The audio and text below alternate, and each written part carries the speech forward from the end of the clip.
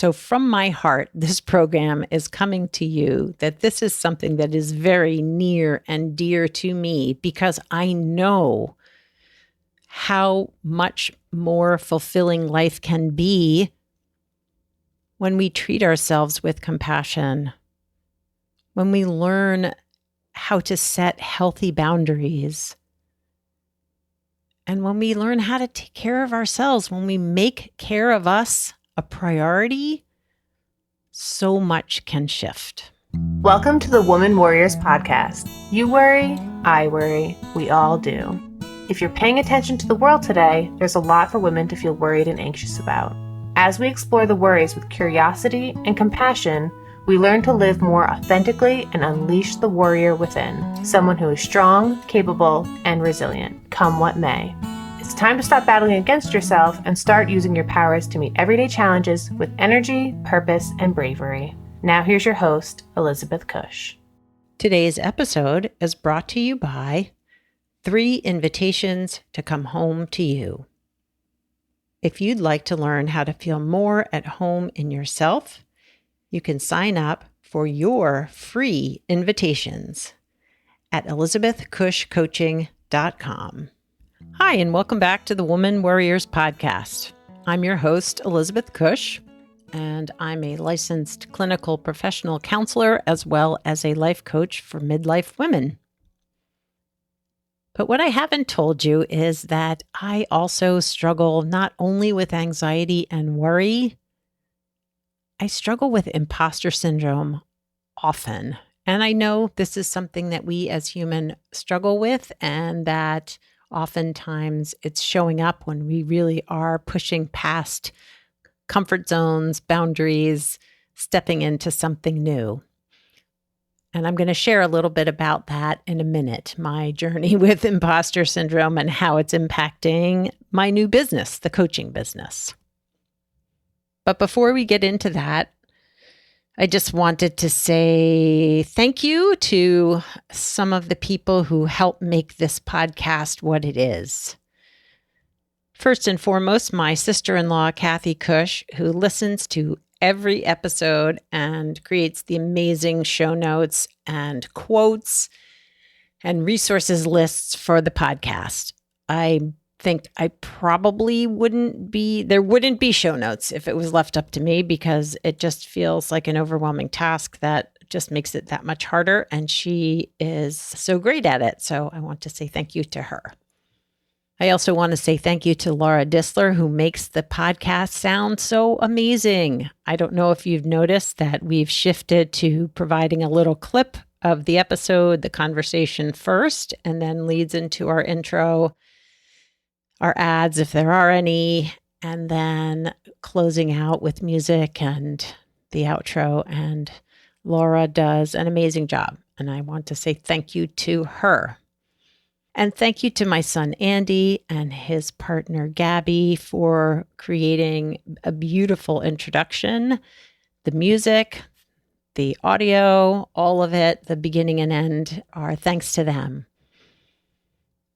So a big, big, big thank you and appreciation and much gratitude for the work that all those people put into each and every episode. And it just seems important to say thanks. I also want to thank you listeners for tuning in week after week. Our numbers have grown. Each month, the download numbers have picked up, and we are approaching almost 4,000 downloads a month, which blows my mind. And we are just about to release episode 155. So it's been a journey, 3 years. It's been a journey. And I just so appreciate all of you who tune in every week and support me in this podcasting journey. So on to the topic of imposter syndrome. So as I launched this coaching business, I put a lot of work into writing the copy for the website, working with my website developer, Renee Scuba, who did such an amazing job. My website for coaching is so beautiful. If you haven't seen it, you can go to elizabethcushcoaching.com. It's lovely. I just look at it and my heart sings. But the website's just part of this, right? Like the website puts me out there, but nobody's going to find it unless I market it. And so once it launched, I realized I was very, very, very resistant to put myself out here to market my coaching business for midlife women. There was a part of me that was saying, who are you to put yourself out there as an expert on midlife women? Who are you to say that you're a coach, a life coach? Who are you to ask anybody to want to work with you? And as I say that out loud, I realize that I've been working with women and men for years. And part of what you do as a therapist is coach, because there are circumstances where clients are really looking to hear your advice or your suggestions on how to move forward with whether it's relationships or circumstances. And so coaching is a part of what I do every day. And it's something that I love. It's something that I love to partner with my clients. I love to have them bring forth their strengths into the world that are present within them, but that they've lost. And my hope is that in coaching midlife women, I can support women who've lost themselves along the way of mothering or their job or being a wife and finding themselves at this time wanting to live in a different way, wanting to make themselves the focus of their journey over this next bit of time and not really sure how to do that or feel uncomfortable with putting themselves in the front seat as a priority at the top of their lists. And I know how important and healing and wonderful that can be. And so I would love to be able to guide women, midlife women, in that process. Because for a long time, I put everybody else's needs first. Being a mom, it's kind of what you do for many women. My kids' needs came first. My partner, my husband's needs came first. I felt guilty or ashamed to prioritize my needs, but I also had a very strong part of me that felt like it was safer to just be quiet, to just stay still, to not share what I wanted or needed. And there were times when I didn't know what I wanted or needed. I can remember having conversations with my husband and him getting frustrated with me because he didn't want to be the one to decide if, say, for instance, we were getting takeout food for dinner. He wanted someone else to make that decision. He was tired of making decisions all day and wanted some input from me. And I struggled to speak up for what it was I wanted, even though probably in my heart of hearts, I knew I wanted pizza or Chinese or whatever it was. I had a very hard time verbalizing that, putting it out into the world. And maybe that's not your journey. Maybe that's not your story. Maybe there are other things you struggle with, like setting boundaries or being compassionate with yourself, giving you the love and care that you so easily give to others. Or maybe it's just putting yourself at the top of your list and making your needs a priority. If you struggle with any of those things, I would love to have the opportunity to talk to you and work with you. But before we talk about that, I just want to explain a little bit about how coaching and therapy are different, because there are similarities. There are times with my therapy clients that I am coaching them. Therapy, you're coming to work with a therapist because you're struggling with your mental health, that there is a barrier to you living your fullest life, but also your life in a truly functional way. And so we're working on those mental health struggles as they show up. Sometimes it can be years. It can take a long time. I know for me, my therapy it's been years, and it takes time to work through those, either the trauma or the deeply held wounds, or because we didn't get our needs met, working through all the feelings of self-judgment or unworthiness that can show up around that. But with coaching, the work focuses on the goals you've chosen, and we're harnessing your inner strengths. So I'm not in charge. You are. You are focusing, and that is true for therapy clients too, but this is you saying, I want to go from this step of maybe already having been through the therapy journey to this next step, harnessing your strengths to move forward. So we're assuming that many of those old wounds and struggles have been worked on and healed, and we're working to bring you to that next level of authentic living. So with that sense of imposter syndrome that showed up once the website work was done and it was like, okay, now it's time to market myself, to put myself out there, that women weren't just going to find me because I created a website. I realized how hard the marketing part of my business, both the therapy business and this coaching business and the podcast, that marketing is hard. It pokes all kinds of parts of me of like, who am I to show up and share my work, share my businesses? But I know that no one's going to find me just by sitting here and waiting for that to happen. That marketing, promotion is all a part of this journey. And for me to be able to share here on the podcast, on Instagram, and however else I decide to market this, it has to come from me, from my heart.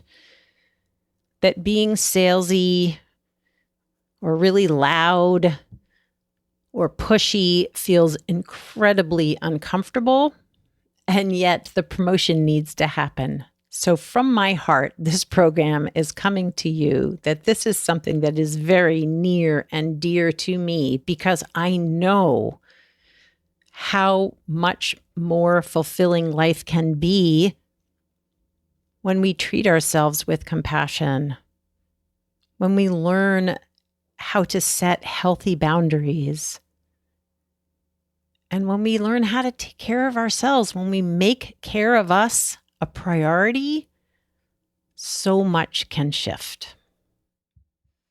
I also know that it's really hard for women to spend money on their well-being.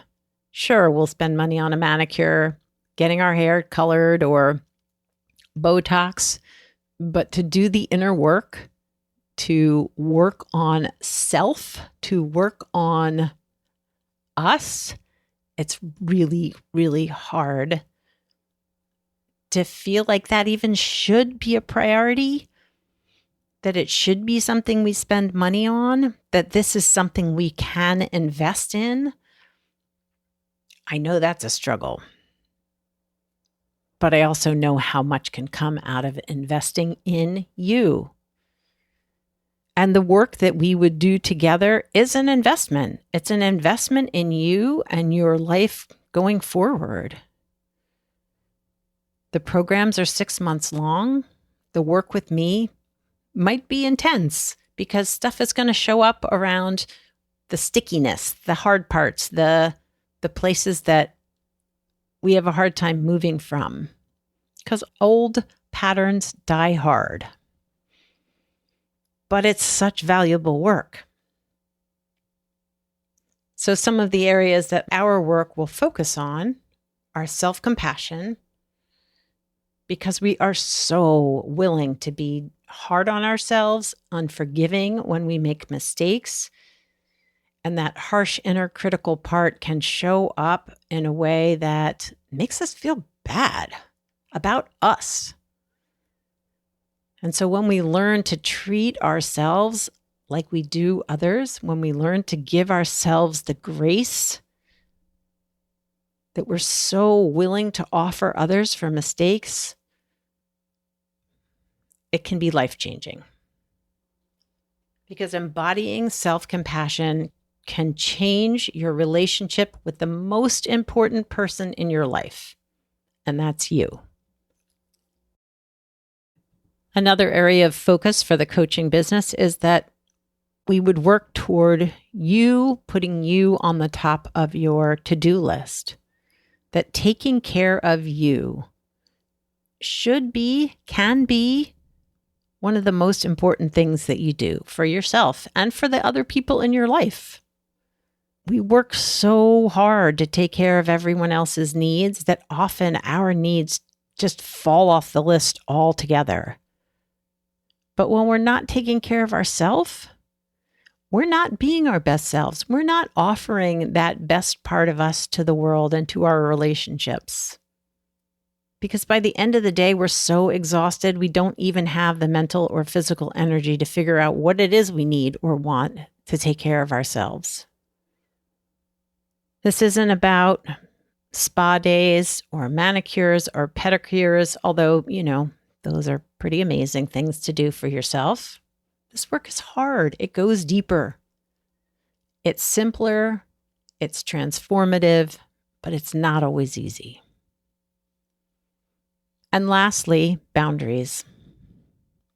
Boundaries are tough because when we work hard to really understand what we need or what we want, sometimes we're saying no. Sometimes we're setting limits.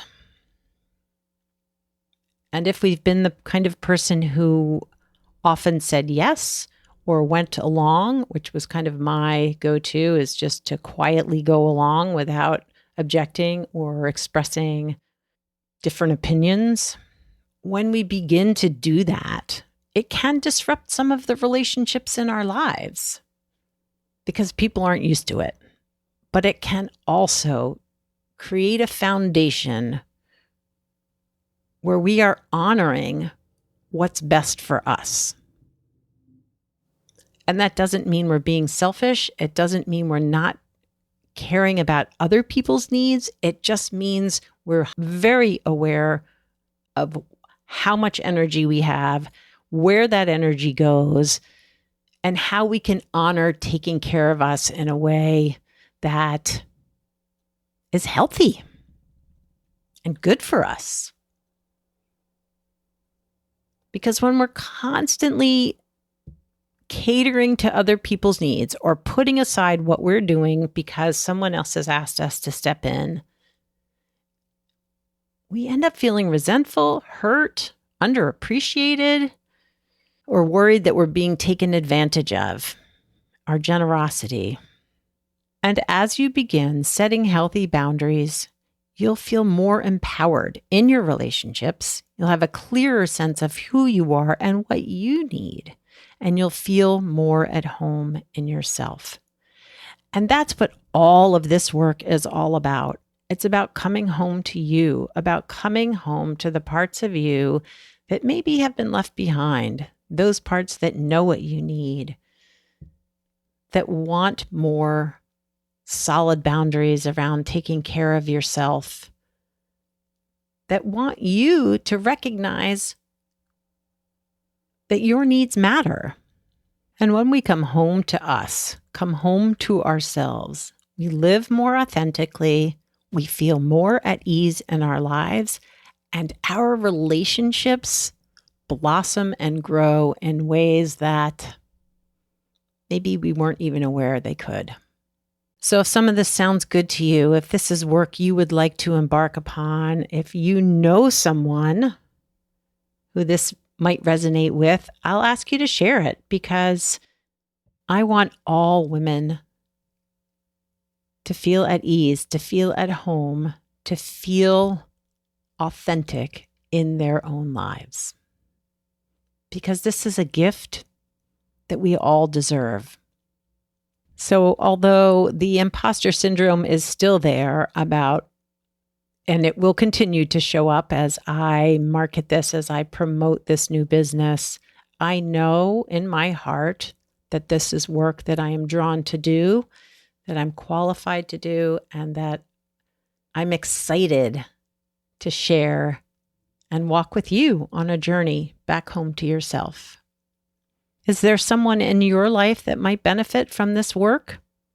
If so, please feel free to share this episode or my website, elizabethcushcoaching.com. If this sparks an interest with you and you would like to make that journey back home to yourself, reach out to me through the podcast, through my newsletter, through the website, elizabethcushcoaching.com. I hope you all have a wonderful week. I hope you take some time to take care of you and put you at the top of your list. Ciao for now from this Woman Worrier. This week's episode is brought to you by 3 invitations to come home to you. We all have different parts or voices we hear that can influence how we act, how we feel, and how we engage with the world. When we can get curious and learn more about all of our parts with compassion, we begin to feel more at home in ourselves. I'd like to invite you to explore some of your parts with the 3 invitations to come home to you. When you sign up, you'll gain access to the prompts that will be your guide to help you get to know you and your parts a little bit better. To get access to your prompts and find out more about working one-on-one with me, go to elizabethcushcoaching.com. Thanks for listening to today's episode of Woman Worriers podcast. The information in this podcast is not a substitute for seeking help from a licensed mental health professional. Music was written and performed by Andy Cush. If you'd like more information on this episode, you can find the show notes, the resources shared today, and links to the guest profiles at womanwarriors.com.